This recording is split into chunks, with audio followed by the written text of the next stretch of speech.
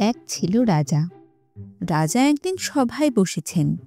চারিদিকে তার পাত্র মিত্র আমি রোমরা সিপাই সাঁতরে গিজগিজ করছে। এমন সময় কোথা থেকে একটা দাঁড় কাক উড়ে এসে সিংহাসনের ডান দিকে উঁচু থামের ওপর বসে ঘাড় নিচু করে চারিদিক তাকিয়ে অত্যন্ত গম্ভীর গলায় বলল, ক।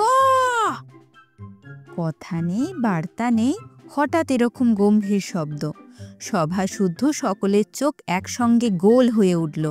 সকলে একেবারে একসঙ্গে হাঁ করে রইল। মন্ত্রী একতারা কাগজ নিয়ে কি যেন বোঝাতে যাচ্ছিলেন। হঠাৎ বক্তৃতার খেই হারিয়ে তিনি বোকার মতো তাকিয়ে রইলেন। দরজার কাছে একটা ছেলে বসেছিল। সে হঠাৎ ভ্যাঁ করে কেঁদে উঠল।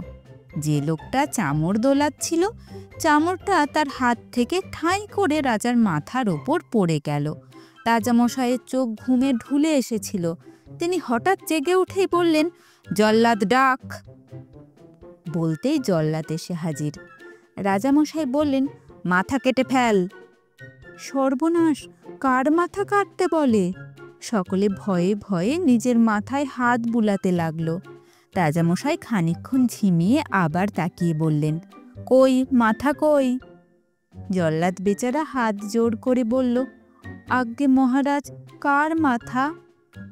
রাজা বললেন, বেটা গোমুখু কোথাকার, কার মাথা কিরে? যে ওই রকম বিটকেল শব্দ করেছিল তার মাথা।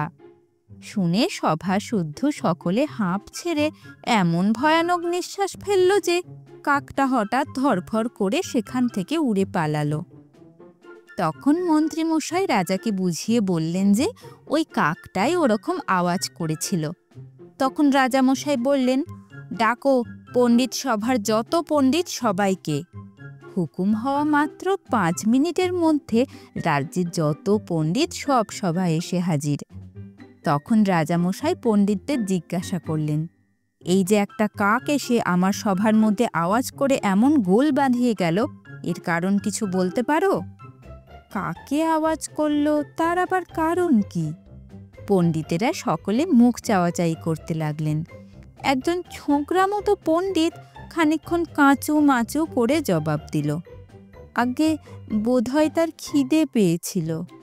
রাজামশাই বললেন, তোমার যেমন বুদ্ধি, খিদে পেয়েছিল তা সভার মধ্যে আসতে যাবে কেন? এখানে কি মুড়ি মুড়কি বিক্রি হয়? মন্ত্রী, ওকে বিদায় করে দাও। সকলে মহাতম্বি করে বললে, হ্যাঁ হ্যাঁ, ঠিক ঠিক, ওকে বিদায় করুন। আর একজন পণ্ডিত বললেন, মহারাজ, কার্য থাকলেই তার কারণ আছে।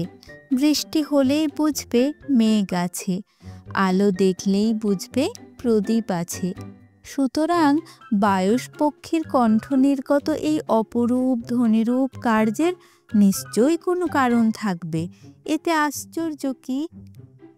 রাজা বললেন, আশ্চর্য এই যে তোমার মতো মোটা বুদ্ধি লোকেও এই রকম আবোল তাবোল বকে মোটা মোটা মাইনে পাও। মন্ত্রী, আজ থেকে এর মাইনে বন্ধ করো। অমনি সকলে হ্যাঁ হ্যাঁ করে উঠলেন, মাইনে বন্ধ করো, মাইনে বন্ধ করো। দুই পণ্ডিতের এরকম দুর্দশা দেখে সবাই কেমন ঘাবড়ে গেল। মিনিটের পর মিনিট যায়, কেউ আর কথা কয় না। তখন রাজামশাই দস্তুর মতো ক্ষেপে গেলেন। তিনি হুকুম দিলেন, এর জবাব না পাওয়া পর্যন্ত কেউ যেন সভা ছেড়ে না ওঠে। রাজার হুকুম। সকলে আড়ষ্ট হয়ে বসে রইল। ভাবতে ভাবতে কেউ কেউ ঘেমে ঝোল হয়ে উঠল। চুলকে চুলকে কারো কারো মাথায় প্রকাণ্ড তাক পড়ে গেল। বসে বসে সকলের খিদে বাড়তে লাগলো। রাজামশাইয়ের খিদেও নেই, বিশ্রামও নেই। তিনি বসে বসে ঝিমোতে লাগলেন।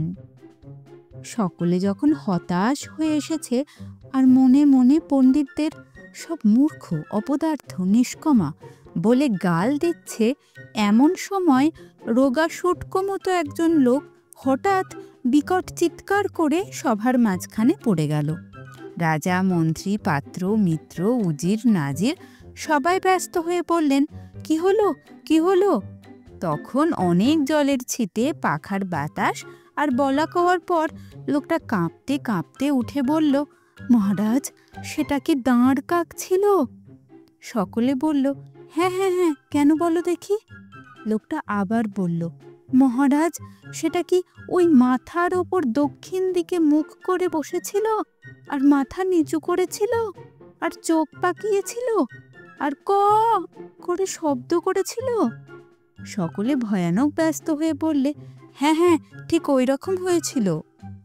তাই শুনে লোকটা আবার ভ্যাও ভ্যাও করে কাঁদতে লাগলো আর বলতে লাগলো, হায় হায় হায়, সেই সময় কেউ আমায় খবর দিলে না কেন? রাজা বললেন, তাই তো, একে তোমরা তখন খবর দাওনি কেন? লোকটাকে কেউই চেনে না, তবু সে কথা বলতে সাহস পেল না। সবাই বললে, হ্যাঁ, ওকে একটা খবর দেওয়া উচিত ছিল। যদিও কেন তাকে খবর দেবে আর কি খবর দেবে, এ কথা কেউ বুঝতে পারল না। লোকটা তখন খুব খানিকটা কেঁদে তারপর মুখ বিকৃত করে বলল, দৃঘাংচু। সে আবার কি? সবাই ভাবল লোকটা খেপে গেছে। মন্ত্রী বললেন, দৃঘাঞ্চু কি হে? লোকটা বলল, দৃঘাঞ্চু নয়, দৃঘাংচু। কেউ কিছু বুঝতে পারল না, তবু সবাই মাথা নেড়ে বলল, ও। তখন রাজামশাই জিজ্ঞাসা করলেন, সে কি রকম হে? লোকটা বলল, আগে আমি মূর্খ মানুষ, আমি কি অত খবর রাখি?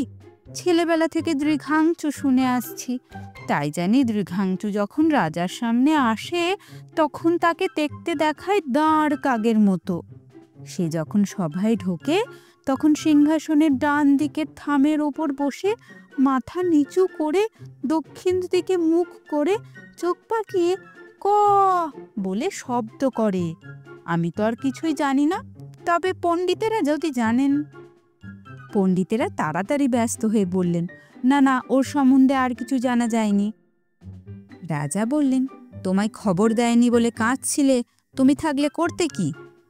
লোকটা বলল, মহারাজ, সে কথা বললে যদি লোকে বিশ্বাস না করে, তাই বলতে সাহস হয় না। রাজা বললেন, যে বিশ্বাস করবে না তার মাথা কাটা যাবে, তুমি নির্ভয়ে বলে ফেলো। সভা শুদ্ধ লোক তাতে হ্যাঁ হ্যাঁ করে সায় দিয়ে উঠল। লোকটা তখন বলল, মহারাজ, আমি একটা মন্ত্র জানি। আমি যুগ জন্ম ধরে বসে আছি, দৃঘাংচুর দেখা পেলে সেই মন্ত্র তাকে যদি বলতে পারতাম তাহলে কি যে আশ্চর্য কাণ্ড হতো তা কেউ জানে না, কারণ তার কথা কোনো বইয়ে লেখেনি। হায় রে হায়, এমন সুযোগ আর কি পাবো? রাজা বললেন, মন্ত্রটা আমায় বলো তো। লোকটা বলল, সর্বনাশ, সে মন্ত্র দৃঘাংচুর সামনে ছাড়া কারোর কাছে উচ্চারণ করতে নেই। আমি একটা কাগজে লিখে দিচ্ছি, আপনি 2 দিন উপোস করে 3 দিনের দিন সকালে উঠে সেটা পড়ে দেখবেন। আপনার সামনে দাঁড় কাক দেখলে তাকে আপনি মন্ত্র শোনাতে পারেন, কিন্তু খবরদার আর কেউ যেন তা না শোনে, কারণ দাঁড় কাক যদি দৃঘাংচু না হয় আর তাকে মন্ত্র বলতে গিয়ে অন্য লোকে শুনে ফেলে, তাহলেই সর্বনাশ। তখন সভা ভঙ্গ হলো। সভার সকলে এতক্ষণ হাঁ করে শুনছিল, তারা হাঁপ ছেড়ে বাঁচল। সকলে দৃঘাংচুর কথা, মন্ত্রের কথা আর আশ্চর্য ফল পাওয়ার কথা বলা বলি করতে করতে বাড়ি চলে গেল। তারপর রাজামশাই 2 দিন উপোস করে 3 দিনের দিন সকালবেলা সে লোকটার লেখা কাগজখানা খুলে পড়লেন।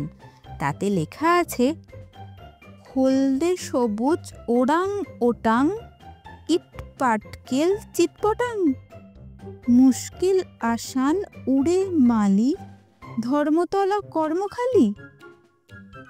রাজামশাই গম্ভীরভাবে এটা মুখস্থ করে নিলেন। তারপর থেকে তিনি দাঁড় কাক দেখলে লোকজন সব দাঁড়িয়ে তাকে মন্ত্র শোনাতেন আর চেয়ে দেখতেন কোনো রকম আশ্চর্য কিছু হয় কিনা। কিন্তু আজ পর্যন্ত তিনি দৃঘাংচুর কোনো সন্ধান পাননি। আপনারা শুনছিলেন প্রখ্যাত শিশু সাহিত্যিক সুকুমার রায়ের লেখা দৃঘাংচু।